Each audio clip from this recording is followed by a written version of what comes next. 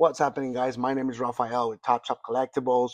And if you're new here, we are a TCG online store that's been live for about a week. We do all things TCG, Pokemon, investing, how to build your TCG business.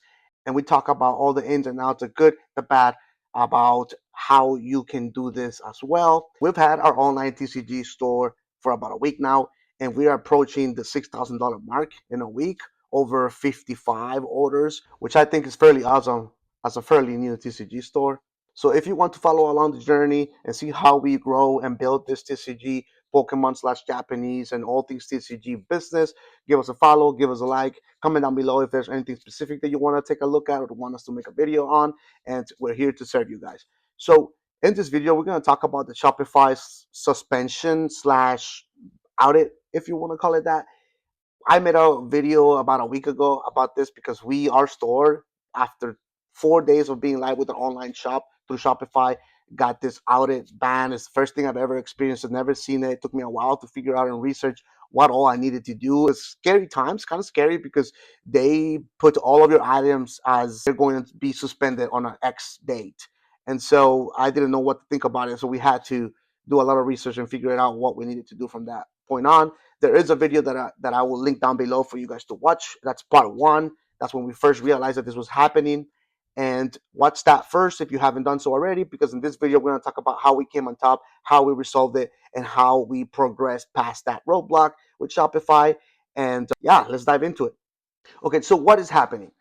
To give you a quick recap of what's going on, for those of you who don't know, when you launch an online store across multiple platforms, it could be Shopify, it could be Wix, whatever you use. Apparently, there is some type of audit that is triggered. I don't know what the reason is or what the red flags are for them to trigger this audit slash suspension process. But essentially, what they're trying to do is they're trying to protect themselves from people using Shopify, Wix, website platforms to sell counterfeit or fake products. So if Pokemon were to realize that you are selling Pokemon products that are counterfeit or fake, they will come down on Shopify saying, "Hey, why are you allowing this? Why are you allowing this to happen?" And if this lawsuit were to happen, Shopify will get basically involved in it, as well as the stores that are doing that. And so to protect themselves, Shopify conducts this suspension slash audit, whatever you want to call it, on the stores to ensure that they are able to sell and are authorized to sell products that are legitimate, Pokemon legitimate products, right? It doesn't apply to Pokemon, it applies to a lot of major traded brands that you sell on your online website. And so just be very mindful of that if you're somebody that's attempting or thinking about opening your own TCG online store.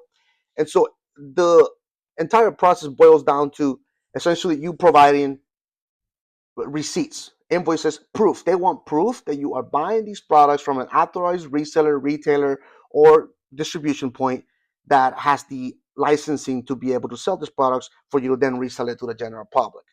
And so the way it works is you're gonna get a email, you're gonna get a lot of notifications on your Shopify or Wix platform saying that, hey, there's a suspension happening on this date because of X, Y, and Z. Follow the steps in the email, and we will contact you with further information if we need to, or with further requests if we needed to. So I'll put a couple screenshots here of what that looks like. Again, if you watch that first video that I linked down below, that will give you a lot more information as to what happened there.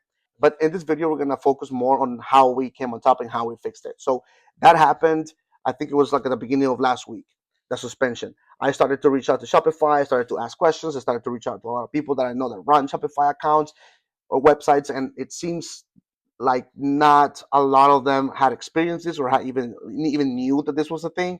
So I don't know if it was the high influx of orders or the high influx of transactions that we had on day one that raised the flag for my store to be put into this audit. I really don't know. Shopify advisors weren't able to tell me what the reason was. I tried to get that information out of them, but it happened, and so we had to move forward with trying to resolve it, right? And so the very first thing I did is I opened that link that comes in the email to fill out that form. So you essentially load up your invoices and receipts from where you're obtaining your product, send it to them, and then you're in a waiting period.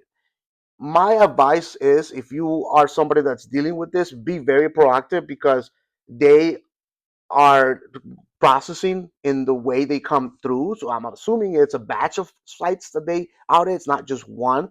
And so if you're not proactive and you're not getting on top of it, you're not, asking them, hey, what else can I do to accelerate this process? Can you escalate my issue? Because the way I understood from the advisors is that if you don't, and that data they give you where your items are supposed to be suspended comes, your items will basically disappear from your website.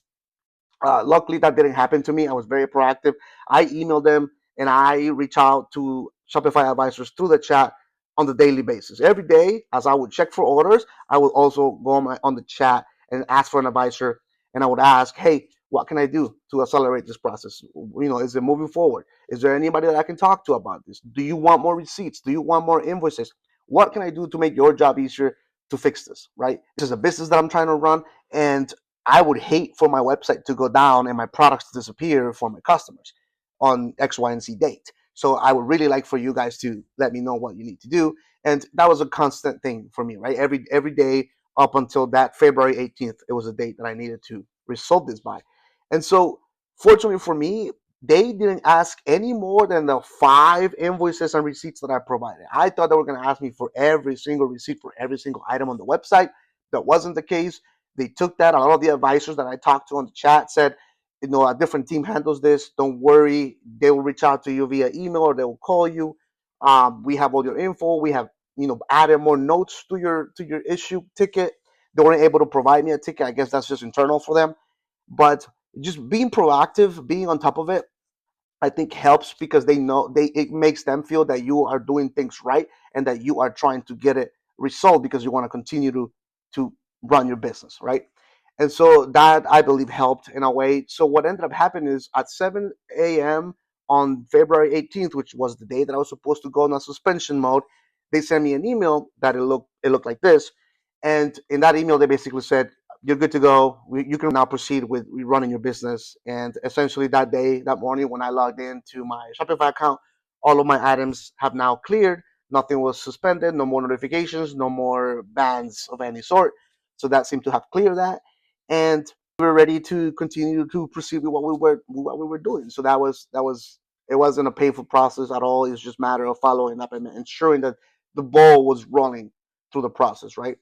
So at the end of everything, I believe that one of the major takeaways from this whole situation with Shopify and these audits that they're doing is that make sure that if you're somebody that's trying to run your own website, whatever it is that you use, because I am almost certain they all are trying to protect themselves from a lawsuit from major companies that are copyrighted names, make sure that you are buying products with an invoice, with a receipt. Make sure you have that and you keep copies of that because they will come very handy. You want to ensure that you are selling, even if you know that the item is legitimate, even if you can see it, you can tell because you've been around the hobby for a while, ensure that you have receipts because that's what they're going to want to see if you do get out of it. Now, it may be that you may open a Shopify website, you buy product from the community from somebody's collection, and you load it up, and you never get out of it like this, and you never get this type of suspension notices from Shopify. That may be very well the case. I don't know what triggered it. I don't know, why it happened to us, but it did. We came on top, and we moved forward, right? So I just wanted to put this part 2 video for those of you that were following on part 1. I got a couple messages from people asking me, how did you resolve it? What happened? Is it still ongoing? So this is just putting out the information, the details. Again, this channel is for you guys, so I'm trying to put as much information as I can. Any roadblocks that we land across, I want to make sure I put it forward. Anything that I feel is important for you guys to be aware of, if you're somebody that's trying to get into this, then I will put it forward as well. So again, just be mindful of where you're buying your product from. Make sure you have receipts and invoices, and you'll be in good shape. If you have distribution access and you're buying from them, they will always provide you a invoice, so that there's no problem there. But yeah, if you guys have any questions or anything that you want to ask in regards to the entire process, or if you're somebody that's dealing with this right now, feel free to leave a comment down below or DM me at Instagram at topshop_collectibles. We're very active there, and I'll be more than happy to help you out. Thank you guys for your time, and as always, stay positive and peace.